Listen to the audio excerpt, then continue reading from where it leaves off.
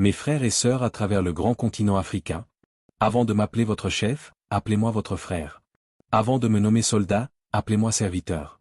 Et avant de me voir à travers le prisme de votre religion, écoutez-moi à travers la douleur de ma voix. Car ce que je vous apporte aujourd'hui n'est pas de la politique. Ce n'est pas un discours. C'est un cri, venu du plus profond d'un cœur fatigué non pas faible, mais ligoté. Ligoté comme un continent à la voix de lion contraint de chuchoter comme un mendiant. L'Afrique saigne. Pas seulement à cause des guerres. Elle saigne du silence entre voisins, de la méfiance entre tribus, de la froide distance entre les fidèles, ceux qui invoquent Jésus et ceux qui invoquent Allah. Et je vous le demande, sincèrement, pourquoi ? Qui nous a appris à détester des mains levées en prière simplement parce que le langage de leur dévotion diffère du nôtre ? Qui nous a fait croire qu'un musulman au Mali et un chrétien au Congo sont ennemis ? Qui a semé en nous un soupçon si profond que même la souffrance partagée ne peut l'arracher ? Ce n'était pas Dieu. Ce n'était pas Jésus. Ce n'était pas Mahomet. Ce n'était ni l'Esprit, ni les prophètes, ni les Écritures. C'étaient des hommes avec des stylos et des armes, avec des frontières et des drapeaux. Des hommes venus avec une religion dans une main et une épée dans l'autre. Non pour nous sauver, mais pour nous diviser.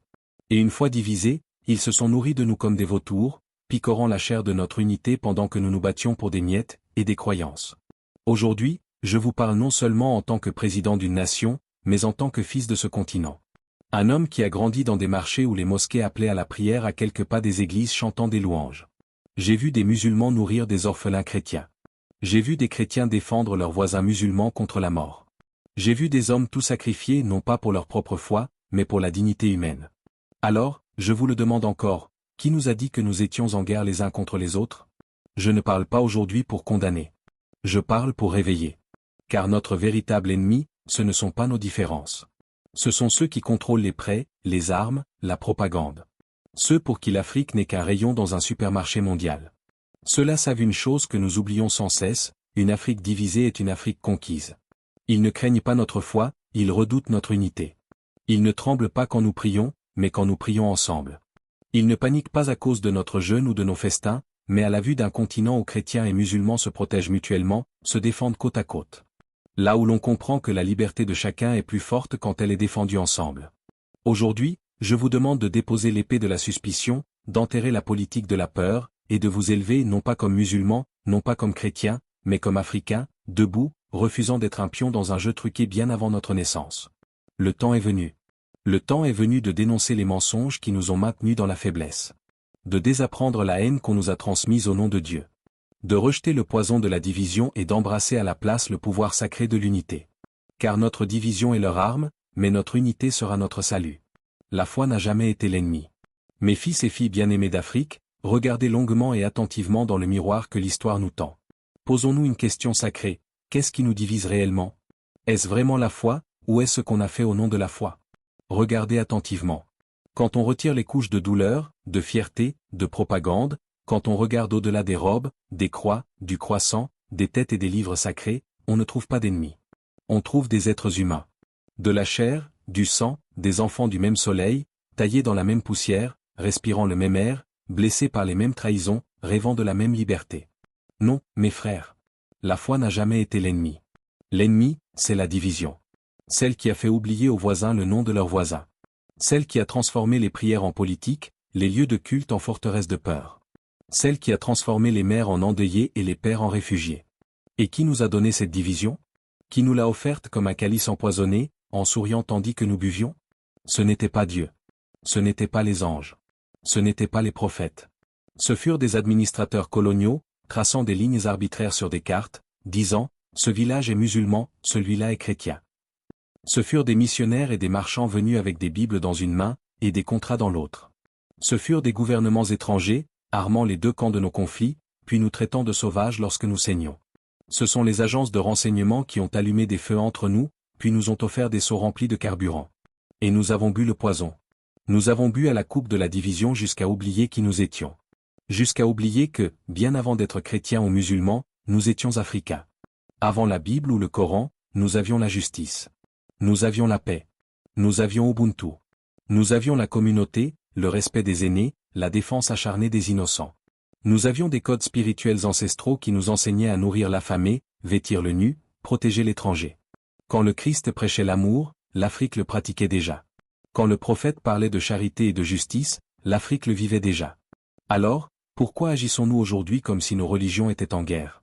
Laissez-moi dire la vérité, même si elle brûle. Certaines des pires trahisons en Afrique n'ont pas été commises par des soldats en uniforme, mais par des prêtres qui ont béni les colonisateurs, et par des imams qui se sont rangés du côté des envahisseurs. Des églises ont été construites avec des richesses volées. Des mosquées sont restées silencieuses face à l'injustice. La foi a été transformée en peur. Le pouvoir spirituel s'achète et se vend comme du bétail. Et pourtant, malgré tout cela, la foi elle-même demeure pure. Car Dieu ne divise pas. Les hommes divisent. Les empires divisent. La peur divise. La vraie foi nous appelle à nous élever. La vraie foi nous apprend à voir le visage de Dieu dans les yeux de ceux que nous ne comprenons pas. Elle nous commande de protéger les faibles, d'élever l'orphelin, d'abriter la veuve. Peu importe le nom utilisé pour crier vers les cieux car le problème n'est pas la foi. Le problème, c'est la manipulation de la foi. Ce n'est pas la prière, c'est l'arme politique de la prière. Ce n'est pas la doctrine, c'est l'exploitation de la doctrine pour maintenir le pouvoir. Pendant trop longtemps, du sang africain a été versé par des Africains convaincus que Dieu était de leur côté, tandis que le véritable ennemi riait dans l'ombre. Cela doit cesser. Nous ne devons plus mener la bataille de Rome, de Londres, de Paris ou de Washington sur le sol africain, en sacrifiant des corps et des âmes africains. Le chrétien qui s'agenouille à côté d'un enfant affamé pour lui offrir du pain, c'est mon frère. La musulmane qui défend l'innocent contre l'injustice, c'est ma sœur. Le guérisseur traditionnel qui prie pour la paix, c'est mon parent. L'athée qui lutte pour la dignité de son peuple, c'est mon allié. L'ennemi n'est pas l'étiquette.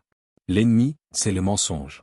Et le plus dangereux de ces mensonges, c'est celui qui vous dit « déteste ce que tu ne comprends pas ». Mais laissez-moi vous dire la vérité, ce que nos ennemis craignent le plus, c'est le jour où un chrétien et un musulman, côte à côte, réalisent qu'ils n'ont jamais été censés se haïr.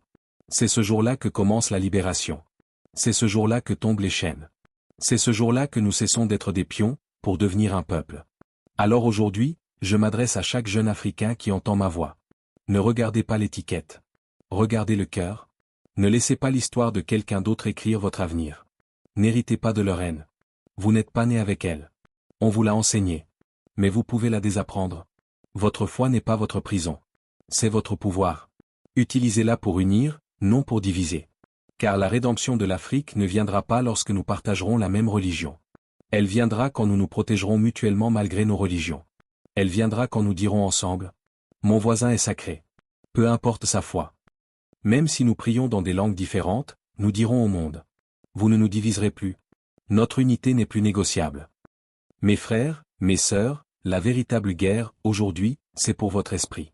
Et si je vous disais que le champ de bataille le plus dangereux n'est pas jonché de balles ou de bombes, mais qu'il est à l'intérieur de votre esprit? Et si je vous disais que la colonisation la plus efficace ne nécessite aucune chaîne? Car pendant des siècles, l'Afrique a été pillée, or, diamants, pétrole, cacao, uranium. Tout cela volé, sous des drapeaux promettant civilisation et progrès. Mais ce n'était que le début. Aujourd'hui, la cible n'est plus votre terre, mais votre conscience. Ce ne sont plus vos ressources, mais vos croyances. Ce n'est plus votre richesse, mais votre identité. C'est cela, la vraie guerre. Et elle se livre en silence. Elle s'infiltre dans des systèmes éducatifs qui vous apprennent à haïr votre propre histoire. Dans des médias qui vous montrent chaque jour le pire de vous-même. Dans des publicités qui vous font croire que la beauté est européenne, que le pouvoir est occidental, que le progrès signifie devenir moins africain. C'est dans les dessins animés que regardent nos enfants, où le héros ne leur ressemble jamais. Dans les manuels scolaires où l'on fait l'éloge des colonisateurs, mais où l'on fait taire les prophètes et les révolutionnaires africains. C'est dans nos universités, où l'on enseigne aux étudiants africains à construire l'économie d'un autre peuple, mais pas la leur. C'est une guerre pour votre esprit. Une guerre où la victoire ne se mesure pas en mort, mais en croyances détruites. Car lorsqu'un peuple commence à croire qu'il est inférieur, plus besoin de la servir. Il s'asservira lui-même. Il importera ce qu'il admire déjà, dans la langue de ceux qui ont fait taire ses ancêtres. Il brûlera ses propres marchés pour construire des supermarchés étrangers. Il changera de nom, blanchira sa peau, rira de sa propre spiritualité, tout cela au nom de la modernité. Mais ce n'est pas un progrès. C'est une occupation mentale. On nous a appris que les services de renseignement parlent anglais avec un accent britannique. Que le leadership porte un costume européen. Que la sagesse vient de Harvard, et non de la bouche de nos grands-mères. Que Dieu entend mieux en arabe ou en latin qu'en nos langues maternelles. Mais je vous dis aujourd'hui la sainte vérité. L'Afrique ne sera jamais libre tant que l'esprit africain ne sera pas libre. Aucune constitution ne peut protéger un peuple qui se croit en secret, inférieur. Aucune élection ne peut libérer une nation qui considère encore son oppresseur comme son sauveur. Aucune aide étrangère ne pourra jamais guérir une haine de soi héritée comme un nom de famille. Alors je vous le demande, qui vous a dit que l'Afrique était destinée à être pauvre? Qui vous a dit que votre culture était arriérée? Que vos croyances étaient primitives? Que vos ancêtres étaient des imbéciles? Était-ce votre Dieu? Était-ce votre prophète? Était-ce votre propre conscience? Ou était-ce votre colonisateur? Car chaque mensonge commence par une voix. Et chaque révolution commence par le choix de la voie à laquelle vous croirez. Vous voyez, ils n'ont plus besoin de chaînes. Ils n'ont plus besoin de barreaux. Ils n'ont plus besoin de soldats à chaque coin de rue. Tout ce dont ils ont besoin, c'est de contrôler ce que vous pensez. Ils inondent vos écrans de bruit, vos écoles de propagande, votre politique de confusion. Et alors, vous ferez leur travail à leur place. Tu combattras ton frère, et tu appelleras ça du tribalisme. Tu te moqueras de ta sœur, et tu appelleras ça de la culture. Tu voteras pour des marionnettes, et tu appelleras ça la démocratie. Tu mendiras des miettes, et tu appelleras ça la diplomatie. C'est le piège. Et la seule issue, c'est la vérité. Vous devez savoir qui vous êtes, sinon on vous dira qui vous êtes. Vous devez reprendre votre droit de définir votre identité, votre destin, vos rêves. Parce que si nous perdons la bataille pour notre esprit, nous perdons tout. C'est pourquoi je vous parle aujourd'hui pas en tant que président, mais en tant que fils de cette terre. Libérez votre esprit avant qu'il ne soit trop tard. Commencez par remettre en question tout ce qui vous apprend à haïr votre peau, vos racines, votre potentiel. Commencez à désapprendre les mensonges. Commencez à accepter le pouvoir sacré de qui vous êtes. Parce que la force de l'Afrique n'est pas dans son sol, elle est dans son âme. Et l'ennemi le sait. C'est pourquoi ils se battent pour la voler. Mais si nous nous réveillons, si nous choisissons la vérité plutôt que l'illusion, la dignité plutôt que la dépendance, la mémoire plutôt que la manipulation, alors personne ne pourra nous arrêter.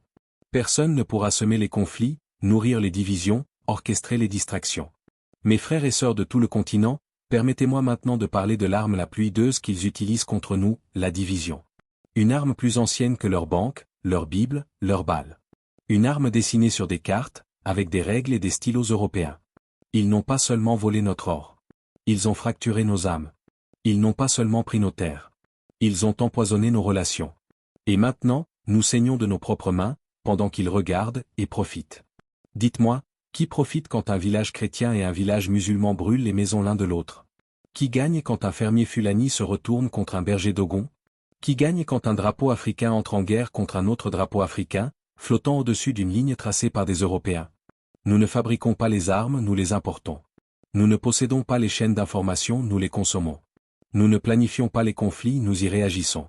Ces guerres, ces émeutes, ces soi-disant affrontements ethniques, ne sont pas des accidents. Elles sont conçues. Conçues par ceux qui redoutent une Afrique unie. Conçues par ceux qui tremblent à l'idée que 1,4 milliard de personnes se regardent enfin dans les yeux et disent « Tu n'es pas mon ennemi ». C'est la stratégie qu'ils ont toujours utilisée, diviser, fracturer, détruire. Ils vous divisent par la religion, mais eux font du commerce sans aucune loyauté religieuse. Ils vous divisent par la langue, mais eux parlent une seule langue lorsqu'ils signent des contrats pétroliers. Ils vous divisent en ethnie, en tribus, en identité politique, mais eux s'unissent dans chaque salle de conseil lorsqu'il s'agit d'exploiter votre terre. Ils vous distraient avec des rumeurs, avec de la peur, avec des titres de journaux conçus pour raviver de vieilles blessures. Et puis, quand le chaos éclate, ils arrivent avec des solutions, des conférences de paix, des prêts, des troupes, des conditions. Et à ce moment-là, nous oublions qu'ils ont allumé le feu, et nous payons pour l'eau. L'Afrique est devenue un théâtre. Ils écrivent le scénario, et nous jouons les rôles, tragiques. Le musulman devient le terroriste. Le chrétien, le croisé. Le jeune, le manifestant. Le vieillard, le dépassé. La femme, la victime. Le rebelle, le criminel. Pendant ce temps, les vrais criminels se serrent la main dans des pièces climatisées, prévoyant un enfer pour O'Neill demain. Mais voici la vérité qu'ils espèrent que vous n'entendrez jamais. Le chrétien africain et le musulman africain ne sont pas ennemis. Ils sont frères et sœurs. Deux croyants s'agenouillent devant le même Créateur, mais dans des langues différentes et à des jours différents. Quand le Dieu d'Abraham nous a-t-il ordonné de nous entretuer?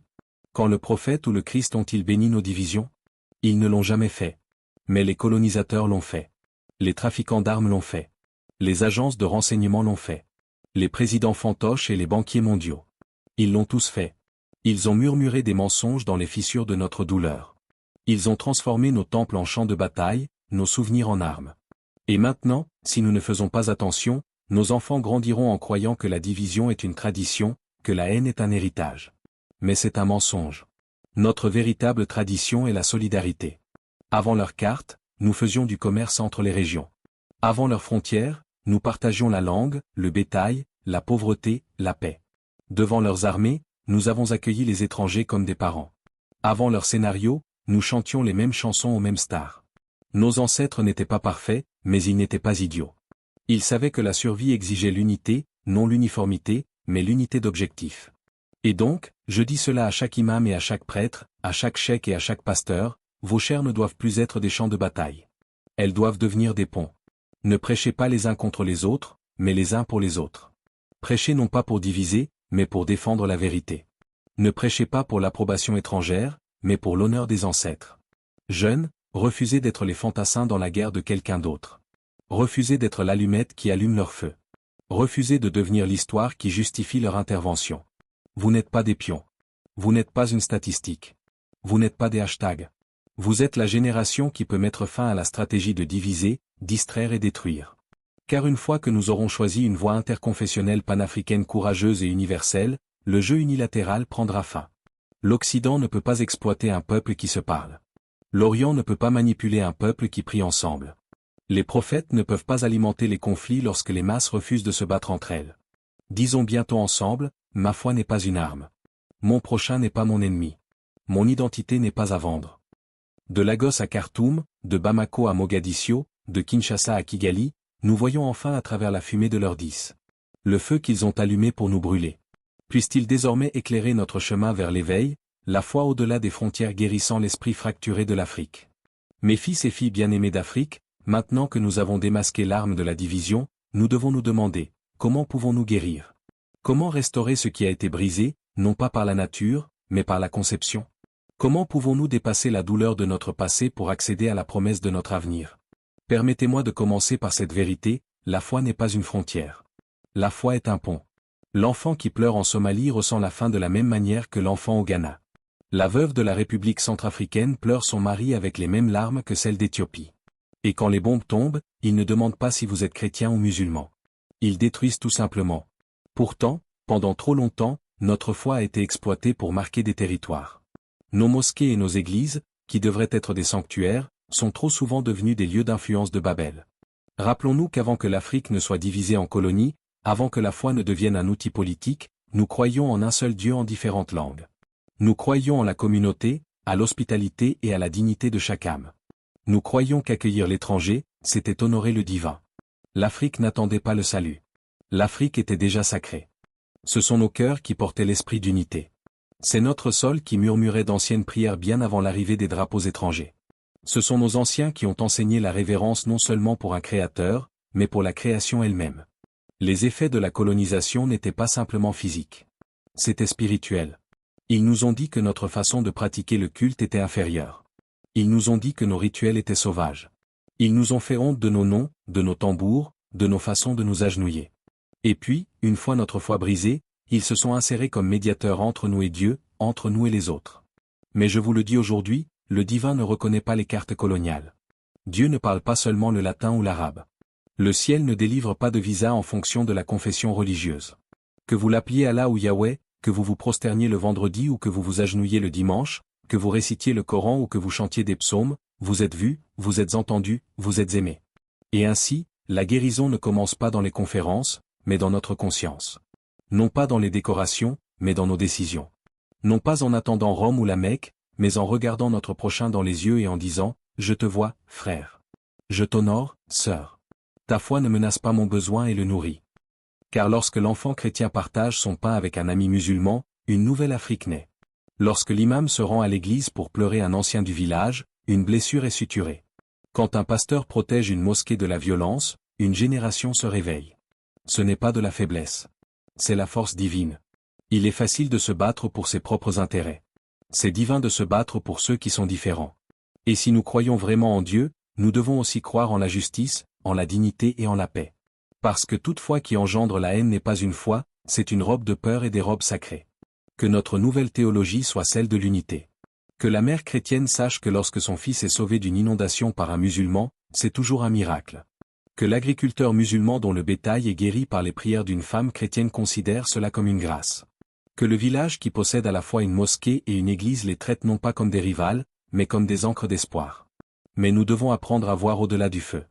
Nous devons devenir la génération qui prie les uns avec les autres, et pas seulement les uns pour les autres. Et nous devons enseigner à nos enfants que la religion est une lampe, pas une épée. Une lumière pour guider, pas une flamme pour brûler. Car c'est seulement quand le chrétien et le musulman, l'animiste et l'athée, le prêtre et le croyant se tiennent ensemble que l'Afrique s'élèvera enfin, non seulement en puissance, mais aussi en esprit. Et ne vous y trompez pas, mon peuple, le monde regarde quand l'Afrique prie ensemble. Le monde tremble lorsque l'Afrique s'unit au-delà de la foi. Le monde ne peut pas manipuler ce qu'il ne peut plus diviser. Alors, que les mosquées résonnent d'espoir. Que les églises résonnent de courage. Que nos prières, différentes et sonores mais identiques dans l'âme, s'élèvent comme de l'encens au-dessus des blessures de l'histoire.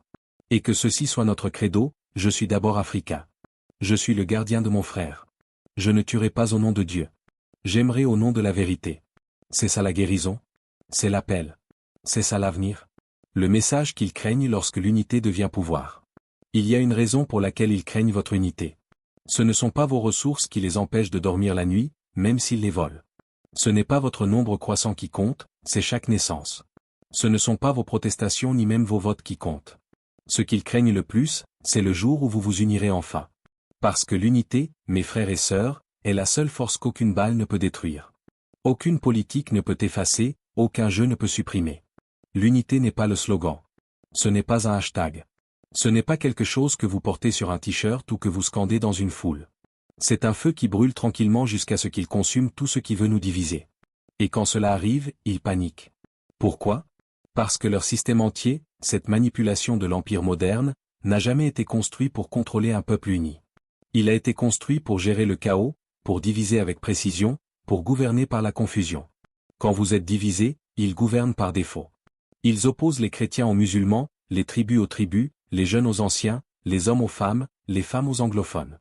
Jusqu'à ce que nous soyons tellement fracturés que nous oublions que l'ennemi n'a jamais été l'un l'autre. Mais quand vous commencez à voir au-delà de ces illusions, quand le Fani partage le pain avec le Mozi, quand le musulman se joint aux chrétiens dans la prière, quand les jeunes ne blâment plus leurs aînés mais honorent leur sagesse, c'est le moment où le masque tombe du visage du pouvoir. Parce que maintenant, les vieilles astuces ne fonctionnent plus. Les connards du FMI exploitent les gens qui pensent avoir gagné.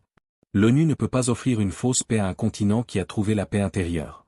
Les bases militaires étrangères ne peuvent justifier leur présence sur un territoire qui n'est pas en guerre avec lui-même. L'unité vous rend ingouvernable par ceux qui n'ont jamais eu le droit de vous gouverner en premier lieu. Et soyons clairs, ils n'ont pas peur de nos armes. Ils craignent notre réveil. Ils craignent que les chrétiens et les musulmans africains ne se rencontrent pas pour débattre des Écritures, mais pour élaborer un avenir commun. Ils craignent que les vieilles blessures ne soient refermées non par le silence mais par la réconciliation. Ils ont peur que les jeunes ne soient plus divertis par des distractions mais qu'ils soient renforcés par la vision. Ils craignent que l'agriculteur au Burkina Faso, le commerçant au Nigeria, le mineur au Congo, l'enseignant à Saga, tous commencent à réaliser qu'ils ne forment qu'un seul corps. Qu'une blessure faite à l'un est une blessure faite à tous. Et ce bien-aimé est la révolution. Pas le genre qui brûle des bâtiments, mais le genre qui construit des nations. C'est le genre de révolution qui ne cherche pas à s'asseoir à leur table, mais qui construit la sienne. Le genre qui n'a pas besoin de validation de l'Occident ou de l'Orient parce qu'il est ancré au cœur même de l'Afrique. Nous devons maintenant enseigner à nos enfants cette simple vérité, le plus grand acte de résistance est l'amour. Cette unité n'est pas une faiblesse. C'est une guerre de l'esprit. Que la renaissance de l'Afrique ne se fera pas par un lien, mais par un engagement. Un lien qui traverse les frontières, les langues, les religions, les couleurs de peau. Un lien forgé non pas dans le sang versé, mais dans une alliance. C'est le message qu'ils craignent. Et c'est ce que je dis à la jeunesse d'Afrique. Qu'ils en aient peur. Qu'ils tremblent devant votre unité. Laissez-les paniquer au son de votre unité. Qu'ils entendent vos prières s'élever comme une seule voix, sans chaos, mais avec clarté. Parce que lorsque nous parlons d'une seule voix, le monde doit écouter. Quand nous marchons ensemble, les montagnes bougent. Quand nous croyons comme un seul homme, le destin s'incline. Nous ne sommes plus quelques fragments luttant seuls. Nous sommes une force. Ils ne peuvent pas nommer et un avenir qu'ils ne peuvent pas commencer. Raisonnons donc non pas en victime d'un système, mais en auteur d'une nouvelle histoire. Soyons une génération qui prouve que les musulmans et les chrétiens peuvent rêver du même rêve. Que les tribus peuvent se fondre en nations. Que les langues peuvent devenir des champs d'unité, et non des murs de séparation. Devenons la réponse à la division qu'ils ont si soigneusement conçue. Parce que lorsque nous nous unissons dans un but, lorsque nous nous alignons dans la douleur et nous élevons dans un but, alors le monde sera témoin de ce qu'il pensait impossible. Une Afrique libre, digne et inarrêtable. Et cela, mes frères et sœurs, n'est pas seulement une peur pour eux. C'est un cauchemar. Devenons ce cauchemar en étant la force de l'autre, et non sa faiblesse. Devenons le miracle qu'ils n'ont jamais vu venir. Le dernier mur, comment la religion pourrait sauver ou briser l'Afrique? Il reste un dernier mur. Un mur qui n'est pas fait de pierre, de fil de fer ou de bordures coloniales. Ce n'est pas écrit dans les constitutions ni enfoui dans les traités étrangers. Non, ce mur est fait de peur, construit par l'incompréhension et maintenu par les mains lourdes de l'histoire. C'est la guerre entre les religions, entre musulmans et chrétiens, entre la mosquée et l'église, entre les enfants d'une même terre. Et si nous ne détruisons pas ce mur nous-mêmes, brique par brique, ils l'utiliseront comme une arme pour nous briser complètement. Mes chers frères et sœurs africains, ce n'est pas une métaphore. C'est la dernière arme de leur arsenal car tout le reste échoue. Les chaînes économiques sont exposées. Leur marionnette politique est en train de s'effondrer. Leurs alliés médiatiques ne contrôlent plus nos esprits. Et maintenant, ils ont recours à la religion, non pas pour nous guérir, mais pour nous diviser, non pas pour nous rapprocher de Dieu, mais pour nous éloigner encore plus. Ils sèment les graines de la suspicion. Ils murmurent que la prière de votre voisin est une menace, que le salut n'est réservé qu'à une seule tribu, que la paix doit venir de la domination. Ils disent que les musulmans veulent prendre le pouvoir. Ou bien ils murmurent que les chrétiens vont effacer votre culture. Et pendant que nous nous disputons à propos des Écritures, ils pillent notre or. Ils rédigent de nouveaux contrats et vendent l'eau de vos enfants pendant 50 ans supplémentaires. Dites-leur que Dieu serait content de cela. Nous nous agenouillons devant le divin, mais nous ne reconnaissons pas le divin chez l'autre. Nous jeûnons et prions tout en ignorant la pauvreté de l'enfant qui se trouve devant nous. Nous mémorisons des versets mais oublions la voix de l'amour qui se cache derrière eux. La religion, si elle est mal utilisée, devient l'outil le plus puissant du colonisateur. Car lorsqu'ils ont enchaîné nos ancêtres, ils ont brisé le corps, mais lorsqu'ils ont divisé notre foi, ils ont brisé l'âme. Et à ce jour, cette fracture demeure, mais elle n'a pas à l'être. L'Afrique est la mère de la foi. C'est en Afrique que la Sainte Famille chercha autrefois refuge. C'est en Afrique que les premiers chrétiens ont trouvé la force. C'est en Afrique que l'islam s'est épanoui avec dignité et grâce. Ce sol a bercé des saints et des érudits. Ce continent a été béni par révélation après révélation. Alors pourquoi devrions-nous, plus que tous les autres, être en guerre les uns contre les autres au nom du même Dieu? Quelle ironie ce pape a-t-il de permettre à ceux qui ne croient en aucune des deux religions de manipuler les deux? Disons-le clairement. Il n'y a aucune foi en Afrique qui enseigne la haine. Aucune foi ne nous ordonne de détruire notre prochain. Connaissez-vous Dieu qui prend plaisir à l'effusion de sang entre ses enfants? C'est le moment de prendre une décision, car le mur de division religieuse n'est pas seulement dangereux, il est définitif. Si nous laissons cela se développer, nous ne verrons jamais l'unité. Nous ne verrons jamais le développement au sommet. Nous ne verrons jamais la liberté. Mais si nous le détruisons pierre par pierre, mot par mot, prière par prière, nous libérons la force la plus puissante de l'histoire africaine. Un peuple uni sous un même Dieu, marchant sur des chemins différents mais vers le même horizon. Imaginez une Afrique où les imams et les pasteurs construisent ensemble des hôpitaux. Là où les églises nourrissent les musulmans pendant le ramadan et où la mosquée abrite les chrétiens pendant les crises. Là où les mouvements de jeunesse interconfessionnels construisent des communautés au lieu de les brûler. Là où nos enfants apprennent à voir les différences non pas comme des menaces, mais comme des trésors. Ce n'est pas un fantasme. C'est un destin si nous le choisissons. L'Occident ne nous aidera pas à construire cet avenir car une Afrique unie est sa plus grande peur, et une Afrique spirituellement unie? C'est un miracle avec des conséquences. Cela signifie moins d'armes vendues. Cela signifie qu'il n'y aura plus de guerre par procuration. Cela signifie l'effondrement de leur récit d'État en faillite et de conflits tribaux. Cela signifie que notre peuple commence à penser par lui-même, à agir par lui-même, à croire par lui-même. Alors aujourd'hui, je cite nos chefs religieux. Soyez plus que des prêtres et des imams. Soyez plus que des professeurs de textes. Soyez des guérisseurs. Soyez des bâtisseurs de ponts. Soyez les protecteurs de la paix, pas les prisonniers de la politique. Ce n'est pas le moment de faire des sermons qui divisent. C'est le moment des révélations libératrices pour l'Afrique. N'héritez pas de la haine de vos ancêtres.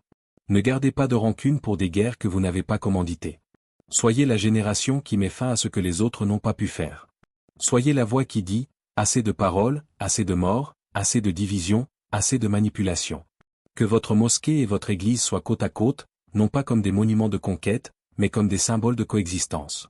Que vos prières ne s'élèvent pas pour rivaliser, mais pour se compléter les unes les autres, car c'est seulement alors que les fragments de l'Afrique pourront s'unir comme une seule flamme sainte et peut-être, oui, peut-être que le Dieu d'aujourd'hui sourira à nouveau à ce continent, non pas parce que nous prononçons tous les mêmes mots, mais parce que nous avons finalement compris leur signification, un appel à l'unité.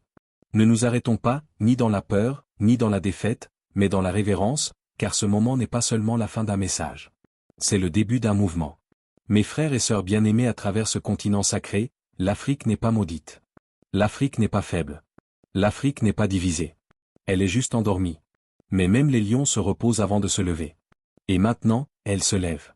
On nous a menti. Nous avons été blessés. Nous avons été séparés par des drapeaux, par la foi, par des philosophies étrangères. Mais le sang qui coule dans nos veines est le même.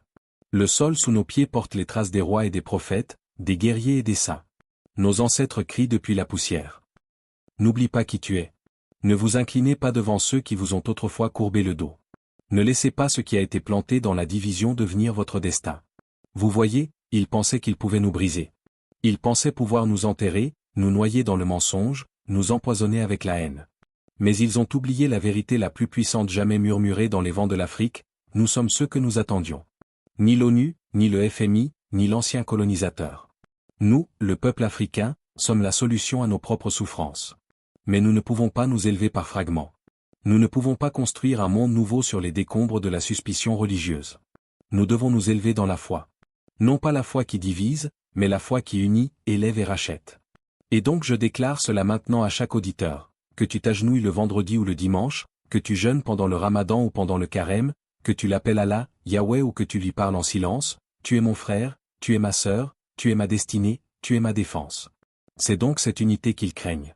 Ils ont peur en Afrique où le Coran et la Bible ne sont pas utilisés comme des armes, mais comme des ponts. Ils redoutent le jour où un enfant musulman et un enfant chrétien se regarderont dans les yeux et diront, « Nous ne sommes pas ennemis. Nous sommes l'Afrique. » Ce jour n'est pas loin. Il naît dans votre cœur, maintenant.